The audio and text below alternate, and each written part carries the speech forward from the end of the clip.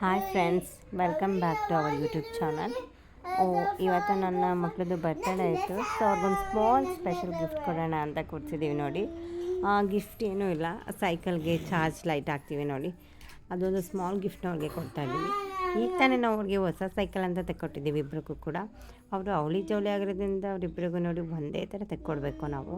So cycle ಕೂಡ ನಾವು ಒಂದೇ ಥರನೇ ತೆಕ್ಕೊಟ್ಟಿದ್ದೀವಿ. ಅದಕ್ಕೆ ಯಾಕೋ ಚಾರ್ಜರ್ನ ಅವನು ತುಂಬ ಇಷ್ಟಪಡ್ತಾ ಇದ್ದ, ಬಟ್ ಕೇಳಿರಲಿಲ್ಲ ನಮ್ಮನ್ನ. ಒಂದು ಸರ್ಪ್ರೈಸಾಗಿ ಕೊಡೋಣ ಅಂತ ನಾವು ಒಂದು ಸ್ಮಾಲ್ ಪ್ಯಾಕ್ ಮಾಡಿ ಅವ್ರಿಗೆ ಕೊಡ್ತಾಯಿದ್ವಿ.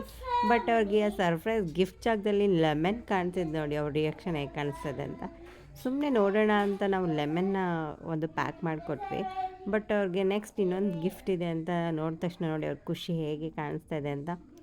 ಇವಾಗ ಒಬ್ಬನಿಗೆ ತುಂಬ ಖುಷಿ ಆಗುತ್ತೆ ನನಗೆ ಸಿಗ್ತಾ ಅಂತ, ಬಟ್ ಇನ್ನೊಬ್ಬ ಅಂತೂ ಬೇಜಾರು ಮಾಡ್ಕೊತಾನೆ, ನಂಗೆ ತಂದಿಲ್ಲ ಅಂತ ಅಳೋಕ್ಕೆ ಸ್ಟಾರ್ಟ್ ಮಾಡ್ತಾ ಇದ್ದಾನೆ. ಆದರೆ ಅವ್ನಿಗೆ ಇನ್ನೊಂದು ನಾವು ಎತ್ತಿಟ್ಟಿದ್ವಿ ಕೊಡೋಣ ಅಂತ, ಆಟ ಆಡಿಸ್ತಾ ಇದ್ವಿ ಅಷ್ಟೇ. ಬಟ್ ಅವ್ರು ಅವಳಿ ಜವಳಿ ಮಕ್ಕಳಾಗಿರೋದ್ರಿಂದ ಅವರಿಬ್ರಿಗೂ ಏನು ತಂದರೂ ನಾವು ಎರಡು ತರಲೇಬೇಕು. ಒಂದು ಬಟ್ಟೆ ಆಗಿರ್ಬೋದು, ಒಂದು ಆಟ ಸಾಮಾನು ಆಗಿರ್ಬೋದು, ಅವ್ರು ಊಟ ಮಾಡೋ ಪ್ಲೇಟ್ ಕೂಡ ನಾವು ಒಂದೇ ಥರನೇ ಇಡಬೇಕಾಗತ್ತೆ. ಮೋಸ್ಟ್ಲಿ ಎಲ್ಲರ ಮನೆ ಅವಳಿ ಜವಳಿ ಮಕ್ಳಿಗೂ ಕೂಡ ಹೀಗೆ ಮಾಡ್ತಾರೆ ಅನ್ನೋ ನಮಗಂತೂ ಗೊತ್ತಿಲ್ಲ. ಬಟ್ ಈ ಅವಳಿ ಜವಳಿ ಮಕ್ಕಳು ಮಾತ್ರ ಒಂದೇ ಥರನೇ ಕೇಳ್ತಾರೆ. ನೀವೇ ವಿಡಿಯೋದಲ್ಲಿ ನೋಡ್ಬೋದು, ಅವ್ರು ಹಾಕೋ ಬಟ್ಟೆ ಆಗಿರ್ಬೋದು, ಪ್ರತಿಯೊಂದು ಕೂಡ ಅವರು ಒಂದೇ ಥರನೇ ಬೇಕು ಅಂತ ಕೇಳ್ತಾರೆ. ಸೊ ಅದಕ್ಕೆ ನಾವು ಒಂದೇ ಥರನೇ ತಂದಿದ್ವಿ. ಇಲ್ಲಾಂದರೆ ಕಲರ್ಸ್ ವೇರಿಯೇಷನ್ಸ್ ಆದರೂ ಕೂಡ ಜಗಳನೇ ಸ್ಟಾರ್ಟ್ ಆಗಿಬಿಡ್ತೆ ಅವರಿಬ್ಬರು ಮಧ್ಯ.